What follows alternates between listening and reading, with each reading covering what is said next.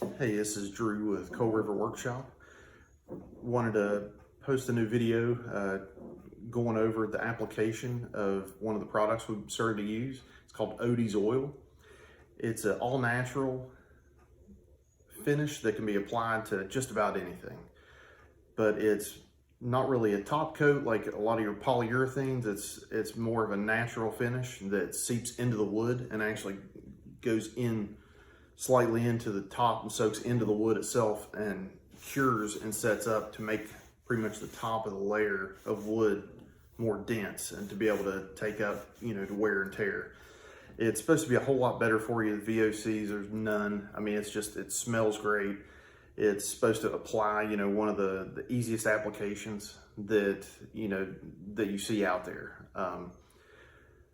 We usually use Rubio Monaco. We've done a couple videos and clips and stuff like that about it. It's also a great product. If everything goes the same as what this one does, this may be a good replacement for this. But, we'll see. I'll give it its fair share.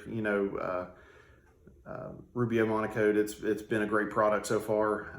I'm sure it's not the end of us using it, but, it's just like to see what's out there, see what all the hype's about. There's tons of information about this company. This is just one of the products that they have. And when it gets down to it, there's different, tints and darknesses and things like that. But pretty much the application of this is supposed to be just using a very small amount. You see it comes in a small jar. You're supposed to be able to just use a small amount and just work it into the grain all the way across your workpiece and not using a whole lot. I mean, the whole point is to not use a lot. And then once you get the entire work area saturated with it, you let it set for about 40 minutes to an hour, and then you buff it off with a cotton towel. And you can do some other things after that, but that's the basic application. There's a lot of things that people that'll brag about using, power buffers and things like that, and buffing pads after it to get, a more shinier sheen on it. But for this application, we're just going to do the basic application. We're just going to apply a small amount and see how far it goes, and just kind of walk you all along through the process. So first of all, before we get started, I wanted to get everyone lined up with the exact oil. This is just the basic oil itself. If we can see that here. But it's just in a small amount. These jars cost from about $38 to $40. And you can order it on various places online. You can see it food safe, solvent free. And, just basic instructions here: buff in, buff off. And as you can see here, there's a lot of things: wood, metal, masonry, leather, plastic, cabinets. It just goes through tons and tons of applications. It says you can actually use it to restore and finishes that were already finished with other polyurethanes and things like that, to be able to fill in any kind of worn-in gaps in the surface and all that. So I wanted to go ahead and get started and just kind of go over which version of this we're using. Now, the first step is to get in and actually stir the entire finish. It starts out very, very stiff, and you just have to stir a good bit and get all the way to the bottom, get all the ingredients all mixed up. And just once you actually start stirring in, you start getting a very thin, it just keeps getting thinner as the more you stir it. Man, this stuff smells great. Pretty much the guy I bought it off of is one of the resellers in our area, and he was like, "Man, this smells so good, you just want to eat it." And I mean, it's so all natural and everything. I mean, it probably wouldn't hurt you if you did eat it, but I wouldn't advise that. But it definitely is a great smell. So should almost be there.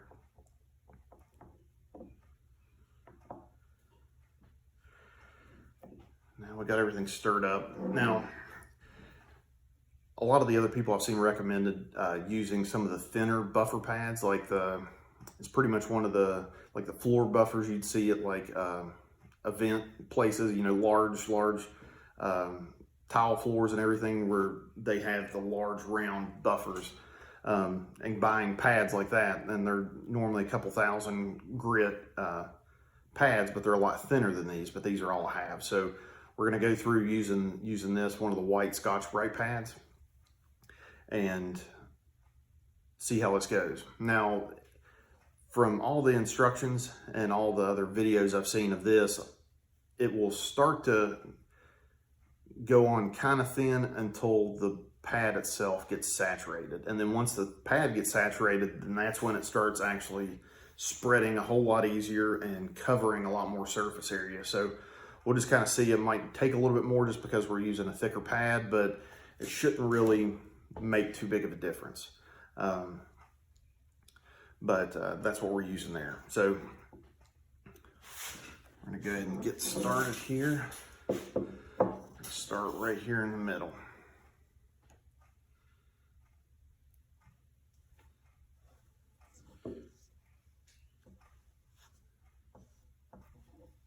Just start off with just a dollop of it.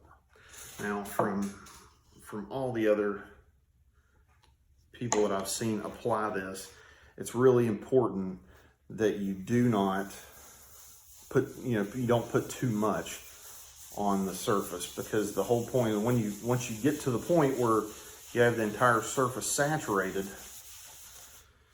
then you don't want anything setting on top.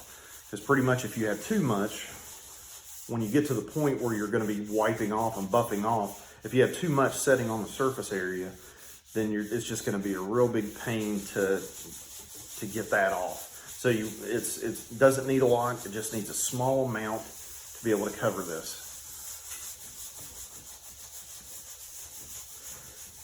And when you're actually putting this in and rubbing this into the surface, it's just really just getting in those wood grains and seeping in. And with the friction and everything building up from the pad, it's supposed to be thinning that up, to heating it up to where it seeps in and starts bonding in those cracks of the wood.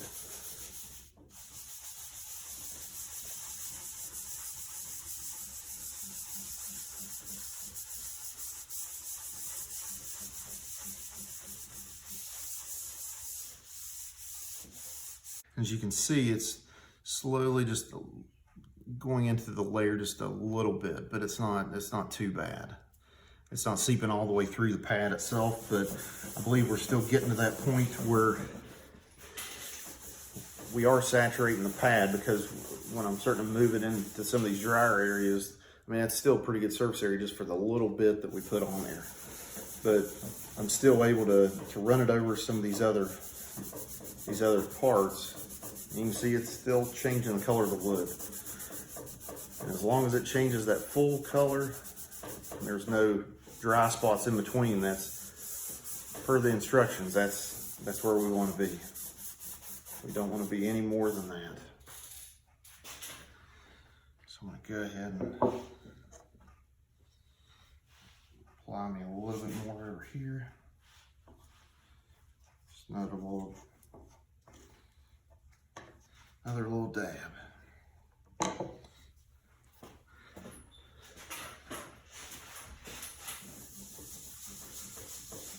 I'm gonna go ahead and finish this up and then cut the video, because this could take a couple minutes. I don't want everybody getting bored flipping off to another channel. So we'll check back in here in a second once I'm done. Well, we made it through the rest of the tabletop. And I do see what some of the instructions that people had said on there is, even though it says you need minimal, you still want to have a handful on there. And one reason is because once you cover over the surface, it's not really as much, well, do you have enough? You want to cover the whole surface, but there are going to be certain spots, depending on how dry the wood is, how porous the wood is, and this oil is going to seep in. So there's going to be parts that you'll see that are kind of dried out. And really the if you look up on Odies Oil's website, that if you start to get dry spots, you want to just go ahead and go over it a little bit more, just to be able to almost like topping off on a glass. You know, you want, if it's still taking oil going in, you want to be able to put enough in it to where it's not going to set on the top of the surface, but it's also not going to look dry or anything either. So you don't want a bunch of excess on it, but you still want it completely covered and completely wet looking, but not to where you can see streaks of the finish still left on it. So, I mean, from right here, I'm already starting to see, you know, I started right here, went around and went all the way down. I'll zoom in here in a second, but I'm already starting to see certain spots, you know, after I've covered it evenly all the way through, that, you know, once you start getting into some of these curly pieces going down the middle, I easily see, you know, where it's already started to dry up and everything. And you're going to see that with, you know, some stains and stuff like that too. If it's a little bit, the pores are a little bit more open on the wood, or if it's just really dry, it's going to soak it up, especially on the edge grain here. It's not going to do it as bad, but once I move to the end grain, it'll be, you know, it'll really soak that oil up. I have a feeling like I'm going to have to go over those pieces, you know, a couple different times to be able to get enough to where it soaks into the wood and it pretty much caps off the end of those, so there's no moisture that gets past that layer of oil. So I'm going to go ahead and we'll zoom in here so you can see, and from out the whole top, it's got a real good coating and everything on it. It's kind of hard to see, but if I can get it at a certain area where I can see the light. See, I got some spot right there where there's a little bit of setting on top. We don't want any of that.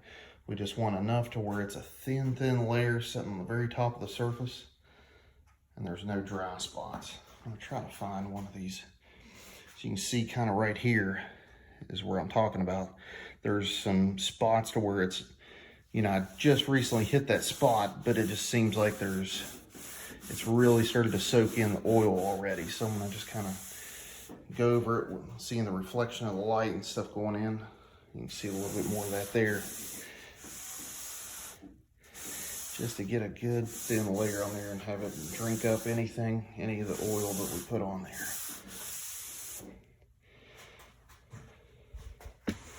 So, other than that, I think it's going to turn out pretty good. So, we're going to go ahead and let this set. You know, I'm going to go ahead and finish going over it for, you know, another 5-10 minutes.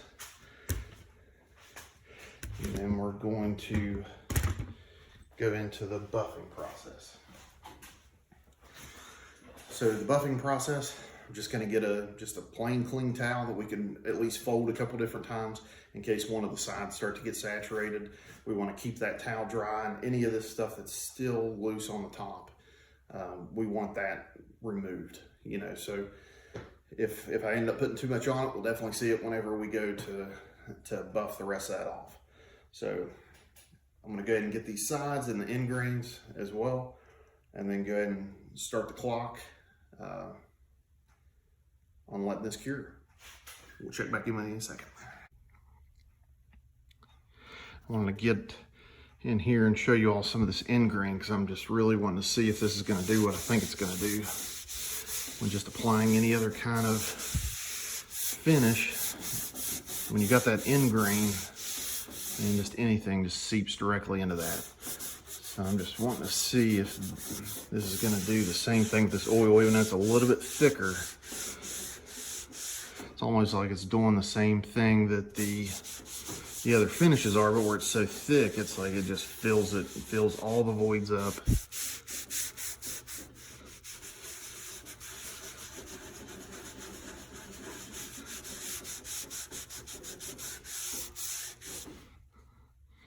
As you can see right here, it's already starting to show dry right on the edge. A lot of the other spots are about it. So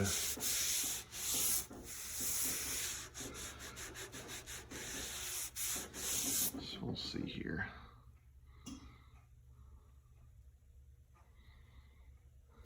This kind of gives you a better look at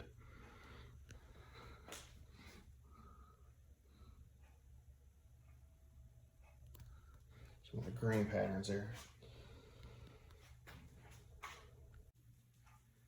Okay, well, we're back. It's been about an hour.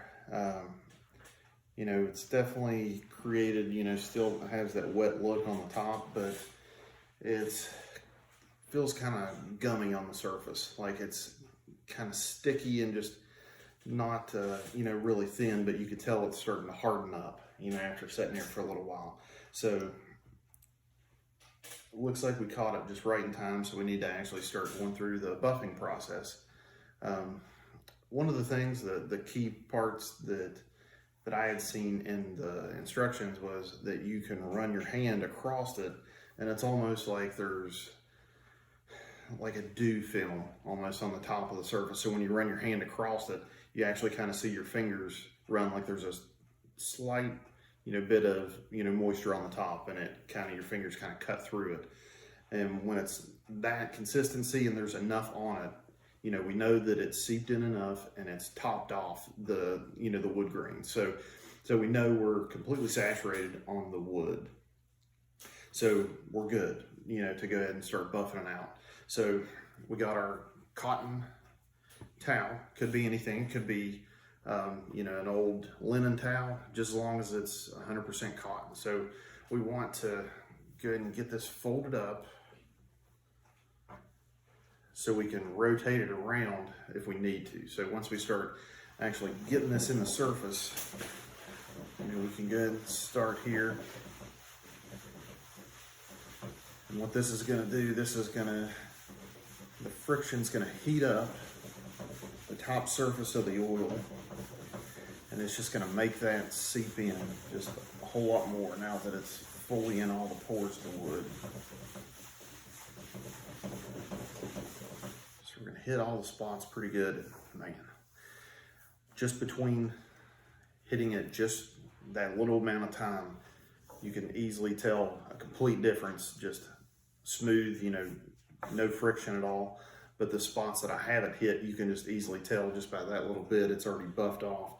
You can see just a little bit of buildup on the towel. So we know definitely we're gonna be flipping this around as we go. But now that we have everything applied, you don't have to worry about being in any kind of circular motion, because the grain patterns, whenever we applied it, we wanted to go, you know, even if it was in slight circles, go with the grain. And as that went in, just to make sure there wasn't any streaks. Now everything's settled in, we can actually go just in large circles around the entire surface. And I mean, we're just, you know, taking our time with it.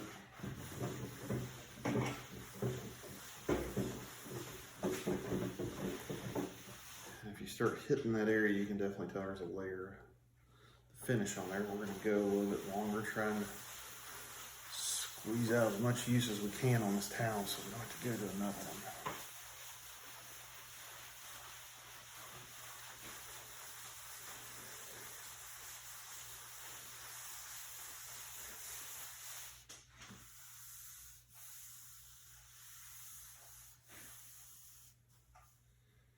Okay.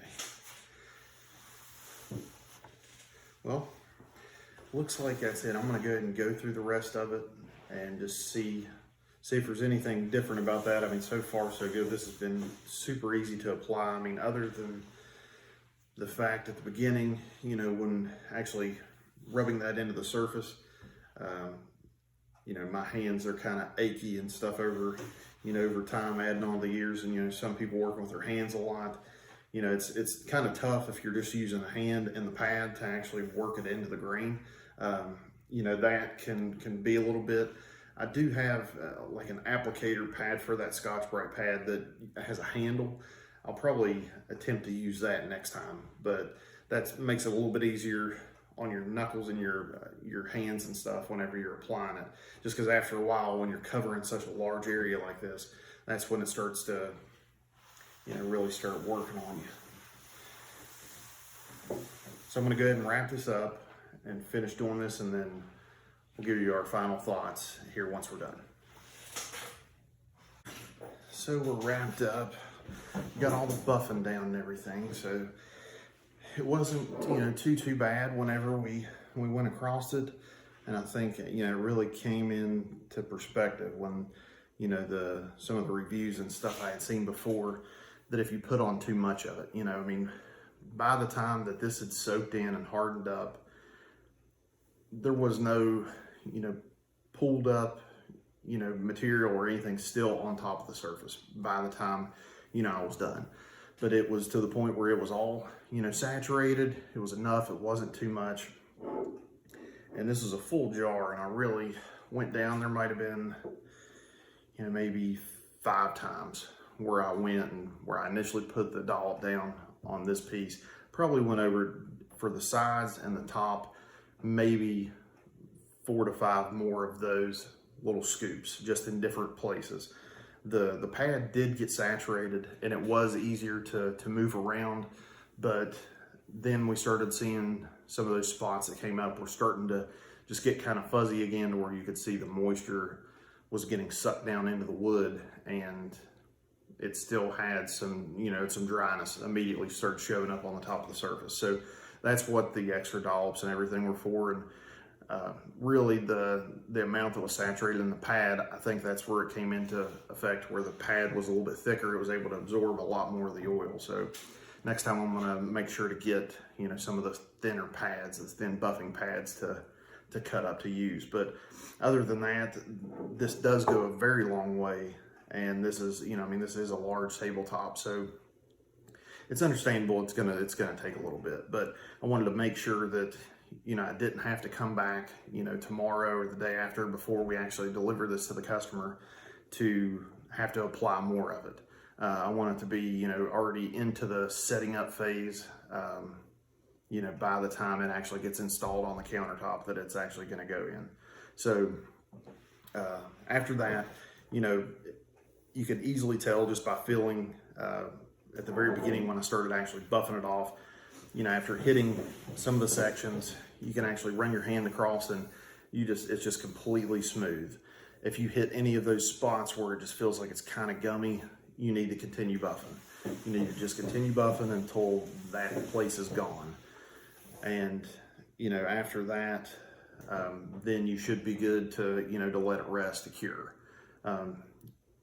The instructions say it's supposed to be, you know, at least up to a couple days, you know, 5 to 7 days before you actually put anything on the surface. Definitely anything kind of wet or anything like that could be hot, any other kind of thing to set on there for a long time. And it could, you know, it could mess up the finish or soak up or have any kind of moisture spots or rings or anything on it. So after that, I think, you know, we should be good to go ahead and start that period and just, you know, keep the dust off of it, let it give it time to really soak up. And over the next couple days, you know, if it starts to pop in and get any more of those dry spots anywhere, you know, the instructions are to go over any of those spots just lightly with, you know, the same process. Just go ahead and rub some more of the oil in to just kind of top it off, just to where it's at the very top of the wood, to where all those pores are completely saturated, so it can cure up and just create that hard layer that you know, that the final finish is supposed to be. So overall, I feel like this is you know, a great product. Where, you know, I'm still not going to give it the full sign off, but you know, application and everything, it's a lot more cleaner to, you know, to get cleaned up after, you know, the whole process. When you're using any of the other finishes, it can be, you know, a lot more. The Rubio Monocoat, whenever you're applying it, it can tend to have more excess on it. So really, you're going over it with like paper towels and stuff. You're not going to be able to use just a single towel to cover it. You know, it's the same kind of application with the pad, but there's a lot more excess, and it takes a lot more to actually run over it the way I had been applying it. So this is definitely a lot faster, definitely a lot easier to clean up, and you know, it's just all around. You can get moving on to the next project once you're done applying. So I know we're definitely going to be using this in the future. We'll probably make another couple videos of it, and if this comes back around, you know, I'll come back and edit this video if we need to add any other things to it. But other than that, we're just going to be signing off. Thanks for viewing. If you like this, go ahead and like this video and subscribe. We're going to be starting to put out some more content as things come about. We got some cool things lining up. We got another table that's actually going to be the matching piece to this that we'll probably go ahead and have a full build video on coming up here within the next couple weeks. So stay tuned, and we'll talk to you next time.